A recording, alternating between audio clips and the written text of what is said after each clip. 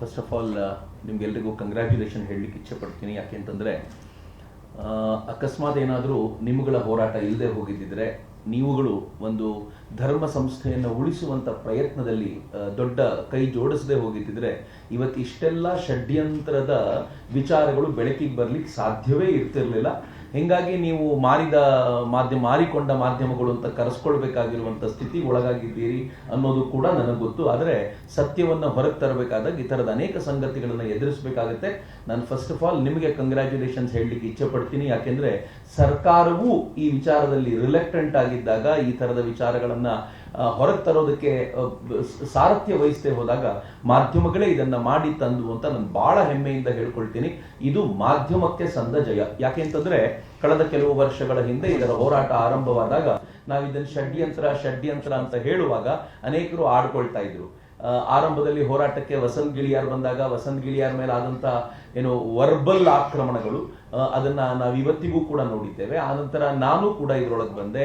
ಅನೇಕ ಮಿತ್ರರು ಇದಕ್ಕೆ ಜೋಡಿಸ್ಕೊಂಡ್ರು. ಪ್ರತಿಯೊಬ್ಬರ ಮೇಲೆ ಮಾಡಿದ ಈ ವರ್ಬಲ್ ಆಕ್ರಮಣಗಳು, ಅವರ ಚಾರಿತ್ರ್ಯ ಹನನದ ಪ್ರಯತ್ನ, ಇವೆಲ್ಲವನ್ನೂ ಕೂಡ ನಾವು ಕಣ್ಣಾರೆ ನೋಡಿದ್ದೇವೆ. ಇದೆಲ್ಲವನ್ನು ನೋಡುವಾಗ ಆಗ ನಾವು ಷಡ್ಯಂತ್ರ ಅಂತ ಹೇಳುವಾಗ ತುಂಬಾ ಜನ ಆಡ್ಕೊಳ್ತಾ ಇದ್ರು. ಆದ್ರೆ ಇವತ್ತು ಈ ಷಡ್ಯಂತ್ರ ಹೆಂಗೆ ಹೊರಗೆ ಬಂದಿದೆ ಅಂತಂದ್ರೆ, ಒಂದು ಕಡೆ ಚಿನ್ನಯ್ಯನೇ ತುಂಬಾ ಸ್ಪಷ್ಟವಾಗಿ ಹೇಳ್ತಾನೆ, ನನ್ನನ್ನು ಕರ್ಕೊಂಡು ಹೋಗಿದ್ರು, ರೆಸಾರ್ಟ್ ನಲ್ಲಿ ಇಟ್ಕೊಂಡಿದ್ರು, ನನಗೆ 5,000 ರೂಪಾಯಿ ಹಣವನ್ನ ನನ್ನ ಹೆಂಡತಿಗೆ ಟ್ರಾನ್ಸ್ಫರ್ ಮಾಡಿದ್ರು, 15,000 ರೂಪಾಯಿ ಹಣವನ್ನ ನನಗೆ ಅಲ್ಲೇ ತಕ್ಷಣದಲ್ಲಿ ಕೊಟ್ಟರು, ಇನ್ನೂ ಏನಾದರೂ ವೀರೇಂದ್ರ ಹೆಗಡೆ ಅವರನ್ನ ಜೈಲಿಗೆ ಕಳಿಸಿದರೆ ಆದರೆ 50 ಲಕ್ಷ ರೂಪಾಯಿ ಕೊಡ್ತೀನಿ ಅಂತ ಹೇಳಿದ್ರು. ಪ್ರತಿಯೊಂದನ್ನು ಕೂಡ ಅವ್ರು ಡೀಟೇಲ್ ಆಗಿ ವರ್ಣನೆ ಮಾಡಿದ್ದಾರೆ. ಬರೀ ಇಷ್ಟೇ ಅಲ್ಲದೆ ಪ್ರಕಾಶ್ ರಾಜ್ ಅವ್ರು ಒಂದ್ ಕಡೆ ಹೇಳ್ಕೊಳ್ತಾರೆ, ನಂಗೆ ಬಹಳ ನಗು ಬಂತು ಅದು ಯಾಕಂಗೆ ಅಂತ.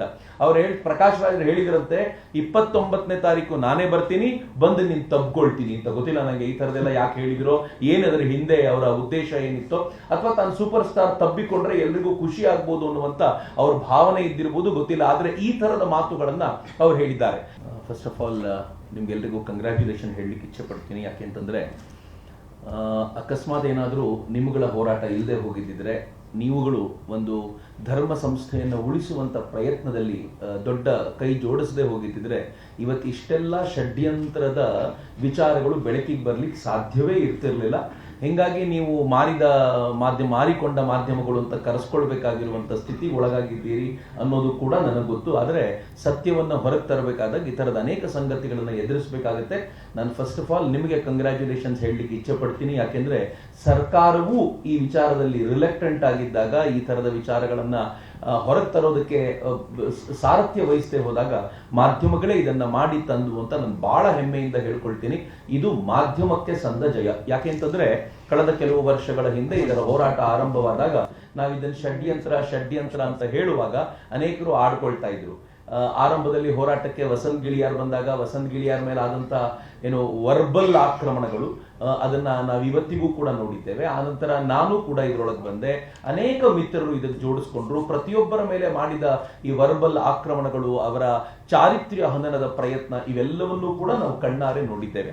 ಇದೆಲ್ಲವನ್ನು ನೋಡುವಾಗ ಆಗ ನಾವು ಷಡ್ಯಂತ್ರ ಅಂತ ಹೇಳುವಾಗ ತುಂಬಾ ಜನ ಆಡ್ಕೊಳ್ತಾ ಇದ್ರು. ಆದ್ರೆ ಇವತ್ತು ಈ ಷಡ್ಯಂತ್ರ ಹೆಂಗೆ ಹೊರಗೆ ಬಂದಿದೆ ಅಂತಂದ್ರೆ, ಒಂದು ಕಡೆ ಚಿನ್ನಯ್ಯನೇ ತುಂಬಾ ಸ್ಪಷ್ಟವಾಗಿ ಹೇಳ್ತಾನೆ, ನನ್ನನ್ನು ಕರ್ಕೊಂಡು ಹೋಗಿದ್ರು, ರೆಸಾರ್ಟ್ ನಲ್ಲಿ ಇಟ್ಕೊಂಡಿದ್ರು, ನನಗೆ 5,000 ರೂಪಾಯಿ ಹಣವನ್ನ ನನ್ನ ಹೆಂಡತಿಗೆ ಟ್ರಾನ್ಸ್ಫರ್ ಮಾಡಿದ್ರು, 15,000 ರೂಪಾಯಿ ಹಣವನ್ನ ನನಗೆ ಅಲ್ಲೇ ತಕ್ಷಣದಲ್ಲಿ ಕೊಟ್ಟರು, ಇನ್ನೂ ಏನಾದರೂ ವೀರೇಂದ್ರ ಹೆಗಡೆ ಅವರನ್ನ ಜೈಲಿಗೆ ಕಳಿಸಿದರೆ ಆದರೆ 50 ಲಕ್ಷ ರೂಪಾಯಿ ಕೊಡ್ತೀನಿ ಅಂತ ಹೇಳಿದ್ರು. ಪ್ರತಿಯೊಂದನ್ನು ಕೂಡ ಅವ್ರು ಡೀಟೇಲ್ ಆಗಿ ವರ್ಣನೆ ಮಾಡಿದ್ದಾರೆ. ಬರೀ ಇಷ್ಟೇ ಅಲ್ಲದೆ ಪ್ರಕಾಶ್ ರಾಜ್ ಅವ್ರು ಒಂದ್ ಕಡೆ ಹೇಳ್ಕೊಳ್ತಾರೆ, ನಂಗೆ ಬಹಳ ನಗು ಬಂತು ಅದು ಯಾಕಂಗೆ ಅಂತ.